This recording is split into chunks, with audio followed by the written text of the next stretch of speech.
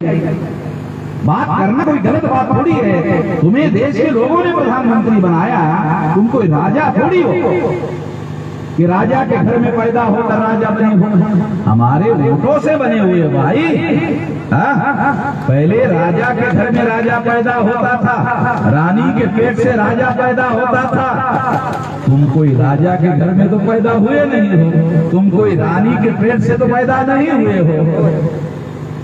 तुम तो हमारे गरीब लोगों के, किसान लोगों के वोटों से देश के प्रधानमंत्री बने हुए हो, हमारे सहमति से बने हुए हो। अगर हमने सहमति नहीं दी होती तो तुम प्रधानमंत्री नहीं बन सकते थे। तो ये जो आकरने वाला प्रधानमंत्री है, उसको संसद में हमने भारत बंद करके 200 पॉइंट रोस्टर लागू करने के लिए मजबूर किया। नरेंद्र मोदी को वो जो अकड़ता है उसको भी मजबूर किया, इतना बड़ा भारत बंद करवाया। तो इससे ये बात मैं आपको क्यों बता रहा हूं, ये संगठन शक्ति हमने बनाई, जिंदगी लगाकर 45 साल की जिंदगी लगाकर। इसमें 31 राज्यों में 567 जिलों में 4000 से ज्यादा तहसीलों में 22,000 से ज्यादा ब्लॉक में और 1.5 लाख से ज्यादा गांवों में फैला हुआ विशाल संगठन बनाकर संगठन शक्ति बनाई। और इस संगठन शक्ति के बल पर हमने भारत बंद करवाया। तो संगठन शक्ति के बल पर जो काम हमारे elected MLA, elected member parliament नहीं कर सके, वो काम हमने सड़कों पर चलने वाले आदमी ने करके दिखाया। एक काल्पनिक बात नहीं कह रहा हूं, संसद के रिकॉर्ड की बात कह रहा हूं, सबूतों के साथ बोल रहा हूं। दूसरी बात, आप लोगों को याद होगा सीए, नरेंद्र मोदी ने सीए का कानून बनाया। ये सीए का कानून क्या है थोड़ा आप लोगों को बता दूं, हमारे लोगों को पता नहीं है, जानकारी नहीं है क्या है। तो उसके लिए जब समझाने के लिए उदाहरण देता, आसाम में, आसाम एक स्टेट है बंगाल के आगे, वहां इसको छोटे लेवल पर लागू किया, प्रायोगिक तौर पर लागू किया गया। लागू किया तो वहां पर 19,48,000 लोगों को नागरिकता के अधिकार से वंचित किया। कितने लोगों को समझ में आता है नागरिकता के अधिकार से वंचित करने से क्या होता है? नागरिकता के अधिकार से वंचित करने से उसकी सारी संपत्ति सरकार जब्त कर लेती है और उसे अरेस्ट कर लेती है और उसे डिटेंशन कैंप में रख देती है, जेल नुमा व्यवस्था में रख देती है। इधर अभी लागू नहीं हुआ इसलिए आप लोगों को पता नहीं है। तो आसाम में ऐसा हुआ तो वहां के लोग हमारे लोगों को मिले, वामसेट के लोगों को मिले और कहे कि अरे इतना बड़ा संकट खड़ा हो गया, हमारी मदद करो। तो उन्होंने कहा कि आसाम में तो बहुत बड़ी शक्ति नहीं है हमारी, मगर वामसेट देश में एक बहुत बड़ी शक्ति है, उसके राष्ट्रीय अध्यक्ष हैं, आपको मदद कर सकते हैं। कहा कि कहाँ मिलेंगे? कहा दिल्ली में मिलेंगे। कहा कि दिल्ली तो हमने जिंदगी में गए नहीं। कहा कि हम लेकर चलते हैं। तुम्हारे 2 कार्यकर्ता 5 लोगों को लेकर आए आसाम से मुझे बात करने के लिए। मैंने उनसे बातचीत की, मैंने उनको कहा आसाम की राजधानी गुवाहाटी है, वहां पर एक बड़ा कार्यक्रम रखा, सारे आसाम के लोग आए, बड़ा कार्यक्रम हुआ। उसमें मैंने उनको 2 सवाल पूछे। पहला सवाल पूछा, ये समझाने के लिए बता रहा हूं आप लोगों को कि ये मामला क्या है। 2 सवाल पूछा। पहला सवाल कि आप लोगों ने जब असम से बांग्लादेशी घुसपैठियों को खदेड़ने का आंदोलन चल रहा था तो आप लोग क्या कर रहे थे? तो हमारे लोगों ने कहा, SC, ST, OBC माइनॉरिटी के लोगों ने कहा कि हम SC, ST, OBC के जो लोग हैं वो बांग्लादेशी घुसपैठियों को खदेड़ने के कार्यक्रम में शामिल थे। बीजेपी और RSS के लोगों के द्वारा जो चलाया जा रहा था उसमें शामिल थे। तो फिर मैंने दूसरा सवाल पूछा, आंदोलन में शामिल ही थे, तो अब क्या समस्या पैदा हुई? कहा कि हमारा ही नंबर लगा, हमको ही निकाल दिया। तो 19,48,000 में 5 लाख केवल मुसलमान थे, 14,48,000 SC ST OBC के लोगों को नागरिकता के अधिकार से वंचित कर दिया। जब प्रचार करते थे तो कहते थे ये कानून मुसलमानों के विरुद्ध, और जब निकालने का समय आया तो हमारे SC ST OBC के लोगों को 14,48,000 लोगों को निकाल दिया।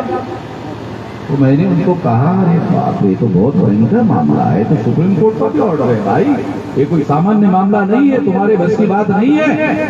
मैंने कहा ये आज से मेरी समस्या हो गई है, बहुत बड़ा मामला है, ये बहुत बड़ी एक्शन करनी पड़ेगी। मैं दिल्ली गया और दिल्ली में ऐलान किया 29 जनवरी 2020 को भारत बंद होगा CA के विरोध। तो CA के विरोध में भारत बंद किया। जब CA के विरोध में भारत बंद किया तो उसकी एक खास बात ये थी कि SC ST OBC के साथ साथ 5 लाख मुसलमानों को भी निकाला गया था। तो उनको बात समझ में आई तो वो सारे के सारे देश भर के मुसलमान जो है उस भारत बंद में शामिल हो गए। तो एक तरफ SC ST OBC और दूसरी तरफ मुसलमान इस आंदोलन में शामिल हुए, तो भारत बंद पहले से भी ज्यादा बड़ा भारत बंद हो गया, पहले से भी बड़ा भारत बंद हो गया।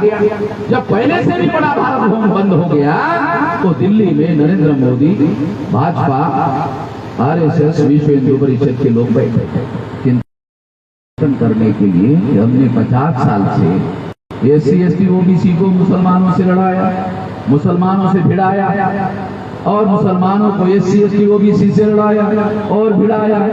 और ये वामन मेश्राम ने एक तरफ SC ST को इकट्ठा किया, OBC को इकट्ठा किया, दूसरी तरफ मुसलमानों को भी जोड़ दिया। ये तो बड़ा खतरनाक मामला हो गया। अगर ये सारे लोग इकट्ठा हो गए तो चटनी बनाकर खा जाएंगे हम लोगों को। ये लोग अगर सारे इकट्ठा हो गए तो चटनी बनाकर खा जाएंगे। इसलिए उन लोगों ने कहा कि ये CA का मुद्दा तो वामन मेश्राम का मुद्दा नहीं है, ये तो साले हम लोगों ने कानून पास किया पार्लियामेंट में। CA हमने वामन मेश्राम को हथियार दिया, ये हथियार वामन मेश्राम का नहीं है, ये हथियार तो हमने कानून पास करके वामन मेश्राम को दिया। इसी हथियार को हथियार बनाकर वामन मेश्राम ने भारत बंद कर दिया। तो ये तो CA हमारा मामला, ये तो वामन मेश्राम का मामला नहीं है। तो हमने उस CA को आधार बनाकर भारत बंद कर दिया। जब उनको समझ में आया कि CA की वजह से ये सारे मुसलमान और SC ST OBC इकट्ठा हो गए, तब से CA का कानून दम में पड़ा हुआ है, कचरा कुंडी में पड़ा हुआ है। बीजेपी के लोग कहते हैं, सुन लो थोड़ा ध्यान से सुन लो, पहले समझ लो, थोड़ा दिमाग में जाने के बाद। ताली बजाने से मुझे कोई बहुत बड़ा फर्क नहीं पड़ता है, मैं जो समझाता हूं ना वो बहुत बड़ी बात होती है, उसको समझो पहले। बीजेपी के लोग प्रचार करते हैं नरेंद्र मोदी बहुत शक्तिशाली प्रधानमंत्री, बहुत ताकतवर प्रधानमंत्री। चलो मान लिया कि नरेंद्र मोदी बहुत शक्तिशाली और बहुत ताकतवर प्रधानमंत्री है, मान लिया। मगर तुम्हारा कानून वामन मेश्राम ने अभी तक लागू नहीं होने दिया। वामन मेश्राम कितना शक्तिशाली है, तुम्हारा कानून हमने लागू नहीं होने दिया। तुम कहते हो बहुत शक्तिशाली है, तुमने पार्लियामेंट में कानून बनाया, ठीक है मान लिया, मगर तुम्हारा कानून अभी भी कचरा कुंडी में पड़ा हुआ है, अभी तक तुम लागू नहीं कर पाए। तो इससे आपको अंदाजा लगाया जा सकता है कि हमारे संगठन की ताकत कितनी बड़ी ताकत हो गई है कि उनको अपना पास किया हुआ पार्लियामेंट का कानून भी लागू करने में अभी तक हिम्मत नहीं हुई। काल्पनिक बातें नहीं कह रहा हूं, रिकॉर्डेड बातें, सबूत की बातें बोल रहा हूं। ये इसलिए आप लोगों को समझा रहा हूं कि अब आने वाले जितनी अभी हमारी ताकत है, वो हमने ये निर्णय किया कि 10 साल में 20 बार भारत बंद करेंगे। 6 महीने में एक बार, 5 महीने 29 दिन तैयारी भारत बंद की और 1 दिन भारत बंद। क्योंकि अखबार वाले हमारी खबर नहीं छापते, टीवी वाले हमारी खबर नहीं दिखाते, तो हमारे लोगों को मालूम कैसे होगा कि हम उनकी लड़ाई लड़ रहे हैं? हमारे लोगों को मालूम होना चाहिए कि उनकी लड़ाई हम लड़ रहे हैं। ये मालूम कैसे होगा? इसलिए हमने प्लान बनाया कि 6 महीने में एक बार भारत बंद करेंगे। भारत बंद करेंगे तो 10 साल में हमारे लोगों को मालूम हो जाएगा, SC ST OBC माइनॉरिटी को मालूम हो जाएगा कि उनकी लड़ाई में लड़ रहे हैं। तो सारे देश के लोग जागृत हो जाएंगे, 85% लोग इकट्ठा हो जाएंगे, जागृत हो जाएंगे। जब ये जागृत हो जाएंगे तो हमारे साथ इकट्ठा हो जाएंगे, संगठित हो जाएंगे, और जब संगठित हो जाएंगे तो हमारे लोगों का इस देश में राज है।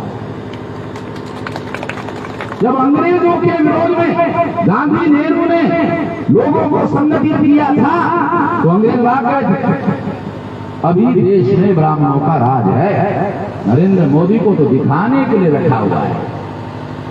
नरेंद्र मोदी को तो is not a real prime minister of India, he is nominated prime minister of India and nominated by RSS ब्राह्मण। ARSS के ब्राह्मणों के द्वारा नॉमिनेटेड है। नॉमिनेटेड अंग्रेजी का शब्द है, बाबा साहब अम्बेडकर ने 1932 में राउंड टेबल कॉन्फ्रेंस में इस्तेमाल किया। इसका हिंदी में अनुवाद होता है नामधारी प्रधानमंत्री। वे नरेंद्र मोदी नामधारी प्रधानमंत्री है। आप बोलेंगे इसका सबूत क्या है? देखो, वो कहता है नरेंद्र मोदी मैं पिछड़े वर्ग का हूँ, मैं चाय बेचने वाला हूँ। चलो मानते तुम पिछड़े वर्ग के हो। वो पिछड़े ही वर्ग के विरोध में सुप्रीम कोर्ट में हलफनामा क्यों दाखिल किया? अगर तुम पिछड़े जाति के हो, पिछड़े ही जाति के विरोध में तुमने सुप्रीम कोर्ट में हलफनामा दाखिल कर दिया, तुम अपनी बाप की जायज ही तो संतान हो ना। हम तो नहीं कह रहे कि नाजायज हो। अगर तुम पिछड़े वर्ग की ही जायज संतान हो तो अपने ही पिछड़े वर्ग के विरोध में सुप्रीम कोर्ट में हलफनामा कैसे दाखिल कर दिया? ये बात स्वाभाविक नहीं है, ये नेचुरल नहीं है। फिर कैसे दाखिल कर दिया? इसका मतलब है कोई थर्ड पार्टी है जिसने ये दाखिल करवाया। उसके बाद वो थर्ड पार्टी RSS ने नरेंद्र मोदी को कहा, क्या कहा होगा? ये OBC के विरोध का हलफनामा है। अगर आपको नरेंद्र जी प्रधानमंत्री बने रहना है तो ये सुप्रीम कोर्ट में दाखिल करना हो। प्रधानमंत्री बने रहना है। अगर हमारे RSS के लोग विड्रॉ कर लेते हैं तो आप ज्यादा देर प्रधानमंत्री नहीं रह सकते। केवल इशारा करने की जरूरत है। RSS ने इशारा कर दिया तो नरेंद्र मोदी ज्यादा देर प्रधानमंत्री नहीं रह सकता। इसलिए नरेंद्र मोदी ने RSS के इशारे पर सुप्रीम कोर्ट में हलफनामा दाखिल कर दिया। वो नरेंद्र मोदी को RSS का रखा हुआ प्रधानमंत्री है। रखा हुआ नहीं? अरे क्या देहाती, हमको देहाती आदमी भाई देहाती बात करते हैं।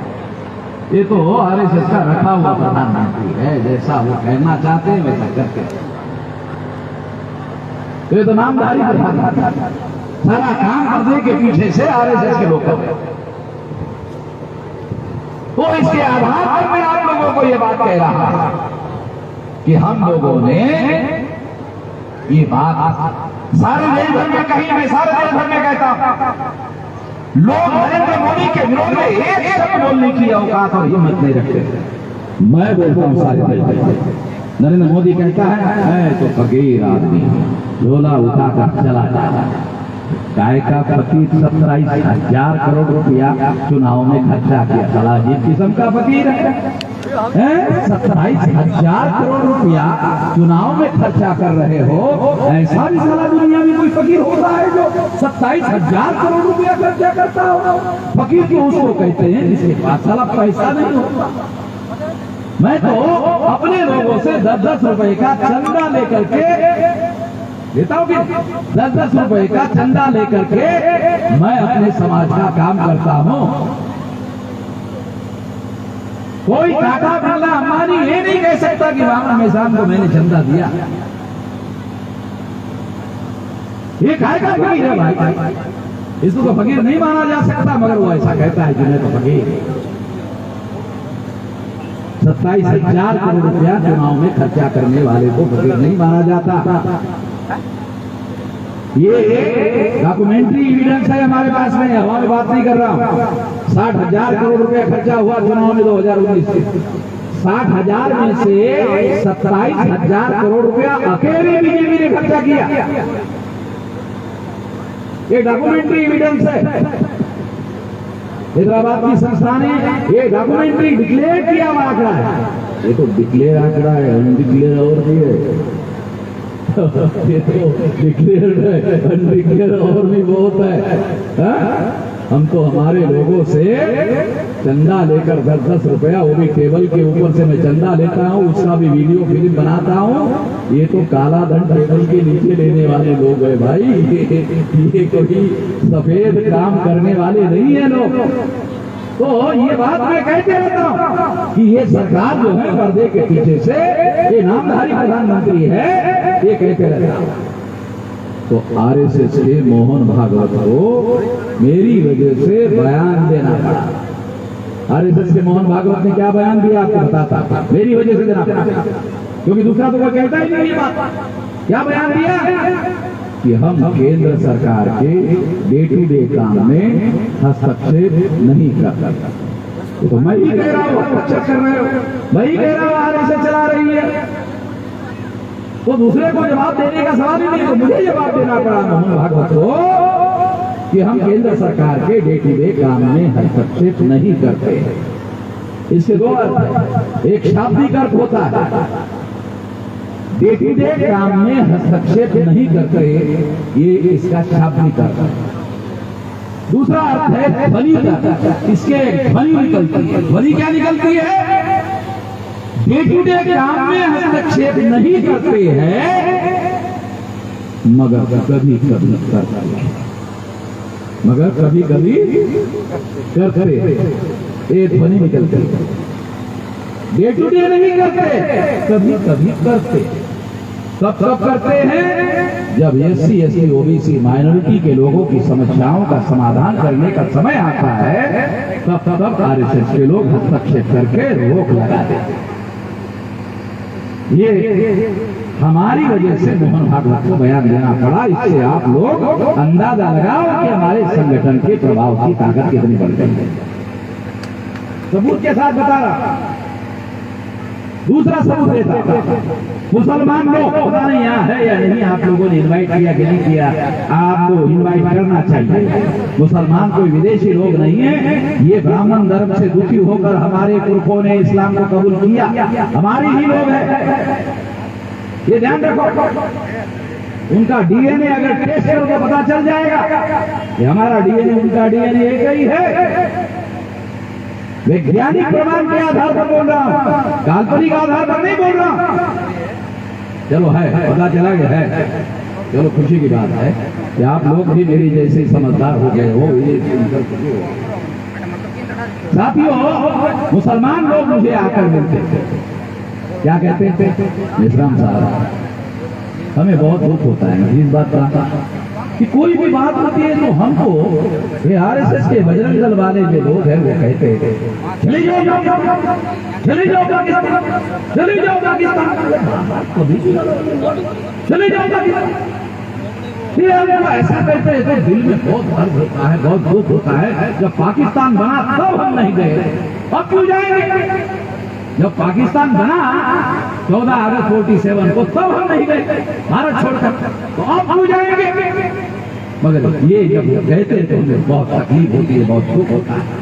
इसके लिए कुछ करते, क्योंकि आप भी कर सकते हैं। मुसलमान कह रहे नहीं, आप भी कर सकते हो। हमारे मुसलमानों के नेता में कोई दम नहीं है, वो नहीं कर सकते। मैंने कहा यार सोचूंगा, बहुत क्रिटिकल मामला है, सोच के मैं कुछ करूंगा। तो कुछ साल के बाद मैंने मुसलमानों का कार्यक्रम आयोजित किया और उस कार्यक्रम में मैंने घोषित किया कि भारत के सारे मुसलमान मूल निवासी हैं। भारत के सारे मुसलमान मूल निवासी, जो विदेशी थे वो पाकिस्तान चले गए। अब भारत में कोई भी विदेशी मुसलमान बचा हुआ नहीं है, जो है वो सारा का सारा भारतीय है, मूल निवासी है। ऐसा मैंने घोषित किया तो मोहन भागवत का बयान आया। आप लोगों ने पढ़ा, क्या बयान है जानते हो? मोहन भागवत ने बयान दिया, मुसलमानों के पुरखे और हमारे पुरखे कई थे। मुसलमानों के पुरखे और हमारे पुरखे एक ही थे। तो कल तक नहीं थे, आज कैसे हो गए भाई? कल तक तो नहीं थे, पाकिस्तान चले जाओ कहते थे, पाकिस्तान चले जाओ कहते थे, अब कैसे हो गई है? तो हमारे बयान देने के बाद मोहन भागवत को यह बयान देना पड़ा। तो जो बजरंग दल में कौन लोग जानते हो? आप राजस्थान में भी जानते होंगे, ये बजरंग दल में SC OBC के लोग, ये सारे आधे पढ़े लिखे लोग हैं ना हमारे SC OBC के। आधे पढ़े लिखे हमारे जी समझते हो ना, आधे पढ़े लिखे। ये जो आधे पढ़े लिखे लोग हैं, ये बजरंग दल में हमारे लोग, तो हमारे समाज में रहते हैं, तो उनके कॉमन फ्रेंड होते हैं, इधर के भी इधर के भी। कॉमन फ्रेंडशिप तो एक अलग चीज है, कॉमन फ्रेंड होते हैं। तो हमारे लोगों ने बजरंग दल के लोगों को पूछा, क्या पूछा? अरे यार ये बताओ, पहले तुम मुसलमानों को पाकिस्तान चले जाओ कहते थे, आजकल कहीं नहीं रहे, क्या बात? आजकल कहीं नहीं रहे, क्या बात? कहा नहीं कहते, ऊपर से आदेश नहीं कहने का। तो मैंने हमारे लोगों ने मुझे बताया कि वो ऊपर से आदेश है। तो मैंने कहा दूसरा सवाल ये क्या कि क्यों ऐसा करने के लिए मना कर रहे हैं? पहले तो कहने के लिए कहते थे, अभी कहने के लिए मना क्यों कर रहे हैं? तो उन्होंने पूछा कि क्यों मना कर रहे हैं? कहा कि ये नहीं बताया किसी ने, क्यों मना कर? उन्होंने कहा मैं बताया। उन्होंने नहीं बताया, मैं आपको बताता हूं कि क्यों मना किया। इसलिए मना किया कि यदि अब की बार आगे पाकिस्तान चले जाओ, अगर ऐसा मुसलमानों को कहा तो पाकिस्तान को नहीं जाएंगे, मोहम्मद मेश्राम के साथ चले जाएंगे। तो समझ में आ रहा है?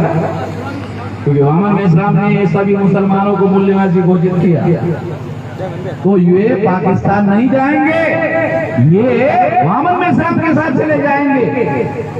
और अगर मुसलमान और ये SC ST OBC इकट्ठा हो गए तो ये हमारी चटनी बनाकर खाएंगे। इसलिए इन्होंने ऐसा कहना बंद कर दिया। ये हमारे संगठन शक्ति के बल की वजह से ऐसा उनको कहना पड़ रहा है। अभी हमने 25 मई 2022 को भारत बंद का ऐलान किया और OBC की जातियां हर गिनती का मुद्दा है, उसमें 10 मुद्दे हैं, SC के है, ST के है, OBC के है, माइनॉरिटी, उसमें 10 मुद्दे हैं। 11वां मुद्दा आपके राजस्थान का डाल दिया पाली में, क्या नाम लड़के का? जितेंद्र मेघवाल का मुद्दा डाल दिया। सरकार जो आपके राजस्थान की अशोक गहलोत की सरकार है, उसको 10 लाख देने के लिए भी राजी नहीं थी परिवार को। जब हमने उसका नंबर डाल दिया, 10 मुद्दे में 11वां मुद्दा डाल दिया, तो अशोक गहलोत की सरकार ने 10 लाख देने से मना किया था। अब कहा 50 लाख देना। जैसे ही हमने 11वां नंबर डाला, वो 10 लाख देने से मना कर रहे थे, 50 लाख ऐलान कर दिया और एक आदमी को परिवार की नौकरी भी देने का वादा कर दिया। तो मालूम है, अगर ये शेड्यूल कास्ट के लोग राजस्थान में कांग्रेस के विरोध में गए तो गई सरकार 18% है। आजकल 2-3% से सरकार इधर उधर हो जाती है। 18% शेड्यूल कास्ट है राजस्थान में, और इस वजह से ये सरकार चली जाएगी। और वाम से भारत मुक्ति मोर्चा, बहुजन क्रांति मोर्चा अब गांव-गांव में भी फैल रहा है। इसकी ताकत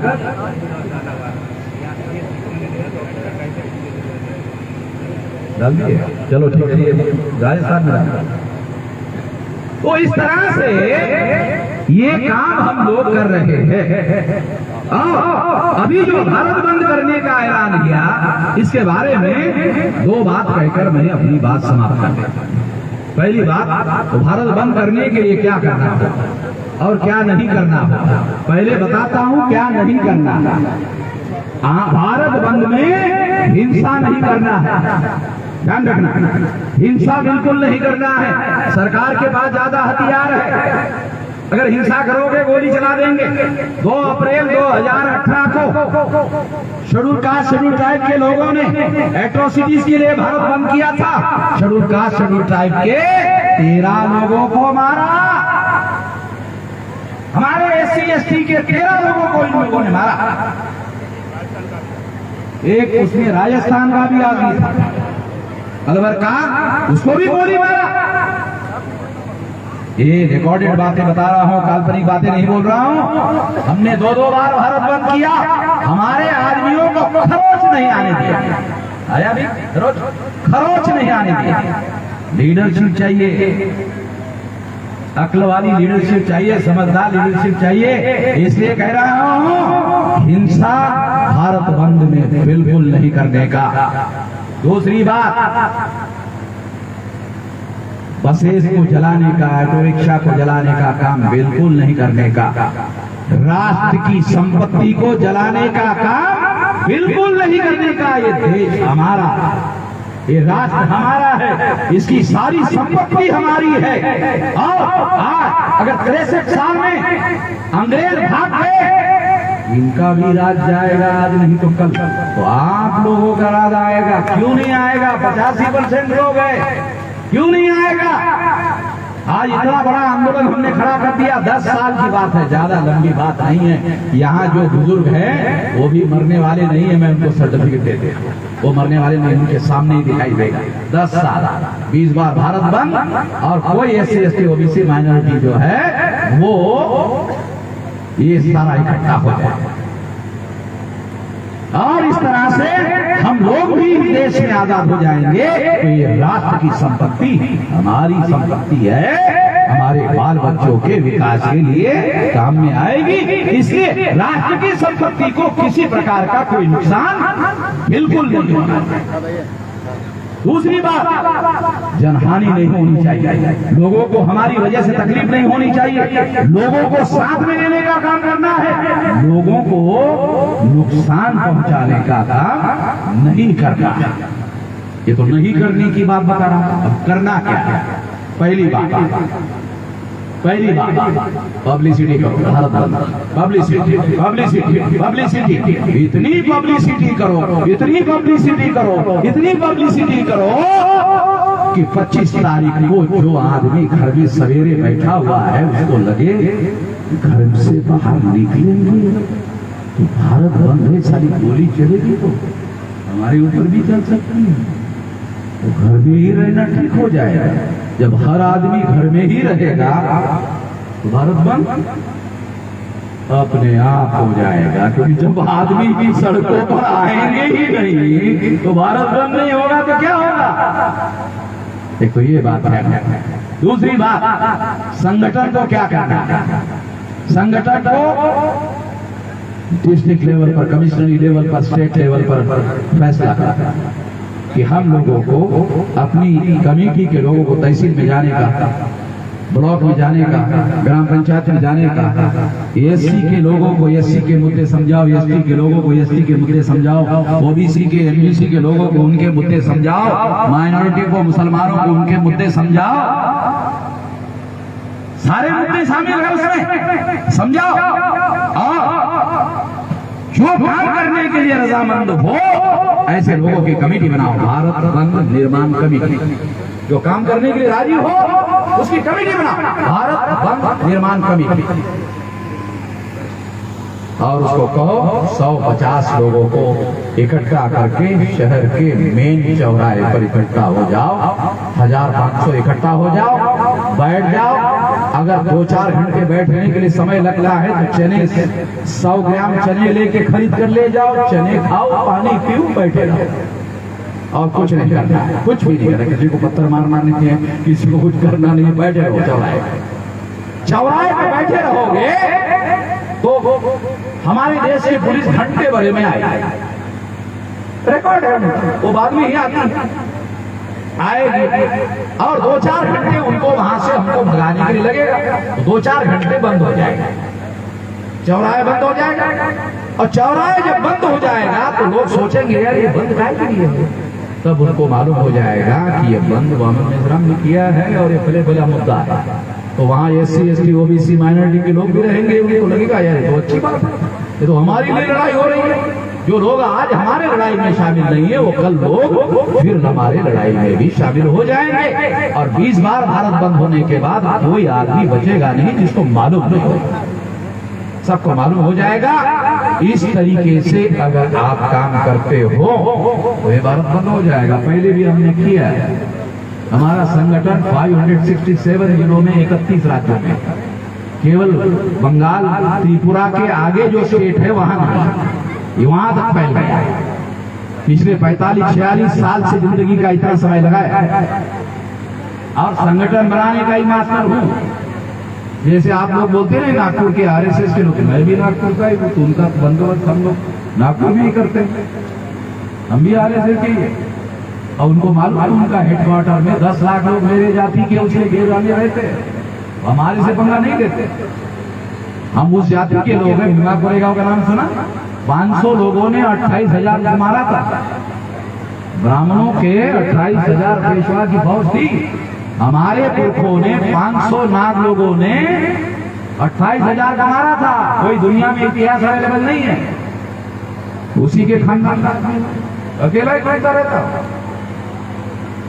हमें किसी का डर नहीं लगता, हमारा एक डर लगता है दूसरे। ये लड़ाई ऐसे ही नहीं लड़ रहे, सारे देश भर में घूमकर ऐसे ही लड़ रहा। तो लड़ाई के हमारे पुरखों का इतिहास है, काल्पनिक बातें नहीं बोल रहा हूँ। वो खून जिन्होंने लड़ाई लड़ी वो खून हमारे शरीर में भी दौड़ रहा है और वो खून अभी ठंडा नहीं हुआ है, अभी भी गर्म है। ये लड़ाई हम लोग लड़ेंगे और मंजिल मकसूद तक पहुंचाएंगे और हमारे लोगों की गुलामी को खत्म करेंगे। अगर आप लोगों का साथ सहयोग रहा जल्दी करेंगे। तो आपको अपील करता हूं कि इस आंदोलन में आप लोगों को साथ सहयोग देना है। आखिरी बात, दूल्हा दुल्हन को दोबारा मेरी तरफ से पूरे आशीर्वाद है। आप मुझे पता चला आप पंजाब में रह रहे हैं, तो मुझे पंजाब के भी वामसेब के लोग आपको वहां मिलेंगे।